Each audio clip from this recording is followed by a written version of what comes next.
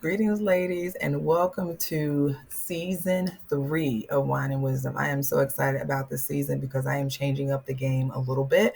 So let me explain that first in the beginning. How this season will go is I will be doing Q&A from the audience. So any questions that you guys may have, male or female, please submit those so that I can answer them in the videos.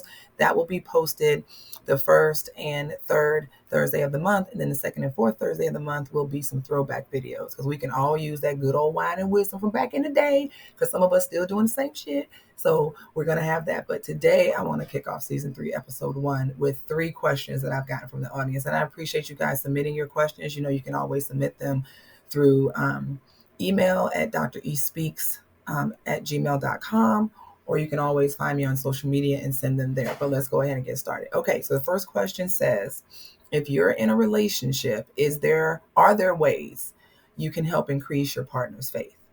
If you're in a relationship, are there ways that you can help increase your partner's faith? Now, I'm not sure if we're talking about spiritual faith or just faith in the relationship, so I'll touch on both.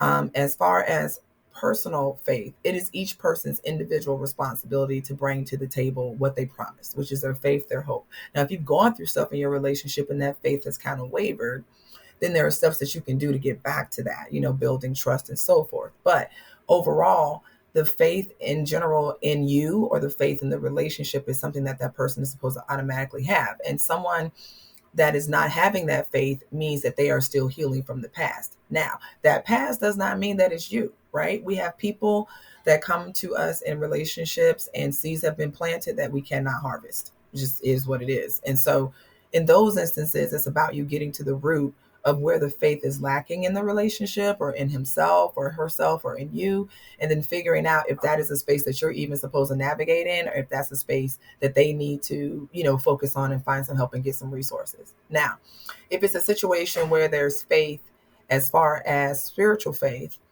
then first of all, you have to walk your walk, right? Your walk and your journey is not for anybody else. It is yours and yours alone. And even if your partner has faith, it may be different from yours. So first of all, check where their faith meter is. Where are they as far as their faith and how they feel? And then find out why they're where they are. Because it's so quick for those of us that have gone through certain things to kind of, judge and tell people how to get there and feel like, oh, we're not equally yoked. Well, it was a journey. Your ass wasn't there from day one. You had to take some steps. So I think it's about walking in your truth, but also seeing where that person is and understanding why they are walking in their current truth. And I don't think that that's necessarily a deal breaker as long as there's room for growth. I'm a faithful person, so I can't be with a faithless person. It's not going to work. But I can be with someone that has a different faith. I can be with someone whose faith is a little bit on a different journey than mine, because we're not on the same wavelength, but we all believe in the man upstairs. So as long as we're all there, we're good to go. So that kind of answers that. What else do we have? Next question is, are there ways to revamp a relationship that may have lost its magic? A way to revamp a relationship that may have lost its magic. Well, y'all know I love this shit. Absolutely, there's ways to revamp the relationship. First of all, the key to revamping a relationship that has fallen kind of stale is recognizing what we're not doing that we used to do. So many times couples get together, and whether it's kids or a job or a pet or other family members or responsibilities that they have, they forget to date each other. You dated each other. There were certain things that you wore, certain things that how you dressed. You maybe did not just go to the store with a bonnet on all the time. I'm just saying, ladies, there's certain things that you came to the table with, and now you don't do those same things. So let's look at ourselves, start there. Also, there may be areas that he's not serving you in the way that he did because he's gotten used to it. Or we've gone through trauma in our relationship, and so we've disconnected in some ways, and it's difficult for us to kind of find our way back, right? So in order to get there, I want the both of you to sit down and think about, when was the last time that you had a good time? When was the last time that you guys really enjoyed each other? And see why you're not doing that shit now. Why have you stopped to date? Why haven't you figured that out? Maybe there's still some unresolved shit going on with you, and y'all said y'all was Gucci, but you're not Gucci, right? So then that underlying tension and stress is still there. So you guys can't stay on the same page or stay on the same accord. So all of this plays a role in your ability to kind of stay connected in the relationship. Because if I'm not feeling you mentally, then of course I'm not going to be trying to feel you physically, right? It just doesn't work that way.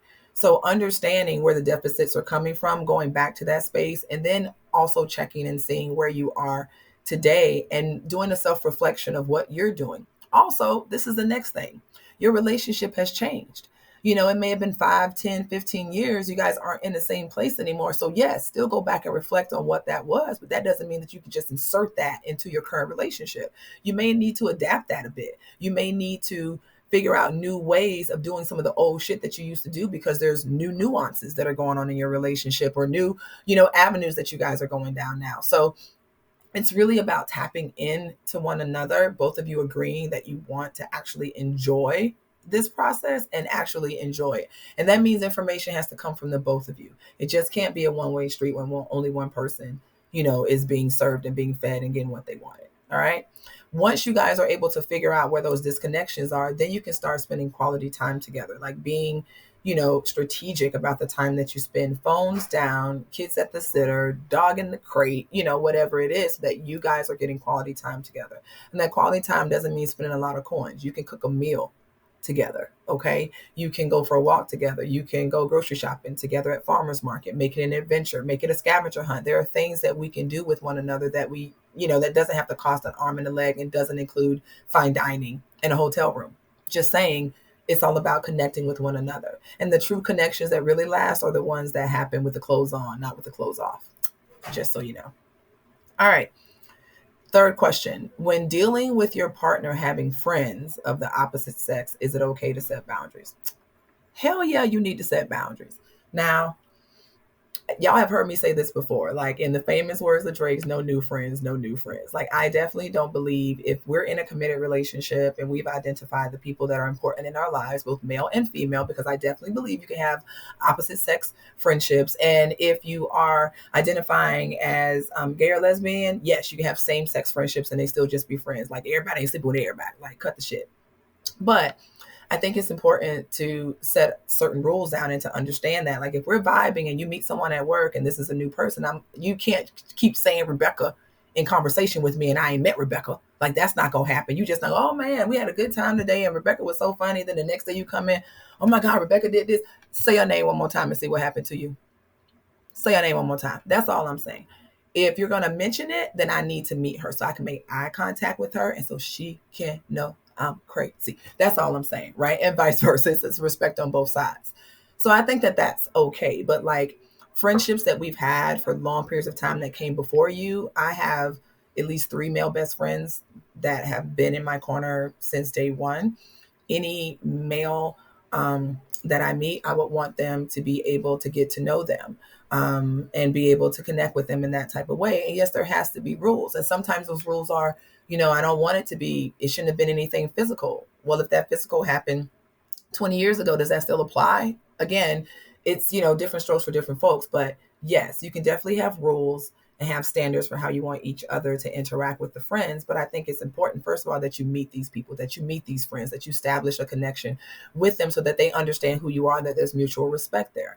And then honestly, your best friends that are of the opposite sex or same sex, depending on your flavor, should respect the fact that you're now in a relationship. So if they're giving you shit about you spending time, with your boo, or about you, separating yourself from them a little bit more and spending more time with your mate in a natural, normal way, like not in an isolatory way, then you need to check your friend because they're being a bit too territorial on you and trying to dictate your fate and trying to determine and maybe jealous of your relationship. I don't know. I'm just saying something to look at, right? Friends are supposed to support, not gaslight. So definitely you can have friends of the opposite sex, but I think that the both of you have to be very clear about what those relationships have been, what they are today, and set rules that both of you follow with those. And yes, you have to meet. Okay. I hope you guys enjoy Wine and Wisdom. I definitely love doing the Q&As so much more because it allows me to be super creative and to answer you directly with what you have. I have some wonderful things coming down the pipe with Wine and Wisdom. We're going to have some opportunities for there to be some live Wine and Wisdoms. So it's going to be great. But listen, I hope you guys like, share, and follow me. Remember, Dr. E Speaks every first and third Thursday, Wine and Wisdom Q&A. Submit your questions, and I'll see you guys next time. Take care. Be blessed. Bye.